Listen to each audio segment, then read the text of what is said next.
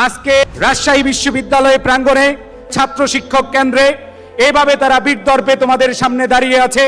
এর পেছনের অনেক নির্ঘুম রাত রয়েছে, অনেক দুঃখ বেদনা হতাশার সময় কেটেছে তাদের। এখনো যদি আমি তাদেরকে বলি স্মৃতিচারণ করো, তাদের আমার মনে হয় এখনো শরীরের যে লোম রয়েছে সেই লোমও দাঁড়িয়ে গেছে। এর পেছনের কারণ হলো এই নির্ঘুম রাতগুলো, আশেপাশের মানুষের এই কটু কথাগুলো তাদের অসম্ভব রকম যন্ত্রণা দিয়েছে। প্রাণপ্রিয় শিক্ষার্থীরা, এইখানে তোমরা যারা আছো, তোমাদের সবার উদ্দেশ্যে বলতে চাই, এইখানে খালি স্বপ্ন দেখলেই হবে না। নিজেকে আড়াল করে নাও, নিজেকে এমন ভাবে প্রতিষ্ঠিত করে নাও, নিজের আলোটা এমন ভাবে চারিদিকে ছড়িয়ে দাও, মানুষ আলোতে শুধু আলোকিত হবে না, মন থেকে দোয়া করতে থাকবে।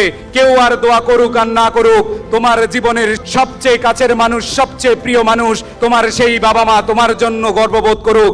তোমার বাবা মার সাথে আমরা যারা শিক্ষক রয়েছি জন্য গর্ববোধ করুক। সো প্রাণপ্রিয় শিক্ষার্থীরা, এই মানুষগুলো আমি এখানে ডেকেছি একটাই কারণ, সেটা হলো যেন তোমরা আজকে থেকে সিদ্ধান্ত নিতে পারো, ইনশাআল্লাহ এই রাজশাহী বিশ্ববিদ্যালয়ের প্রাঙ্গণে আমরা আবার আসব।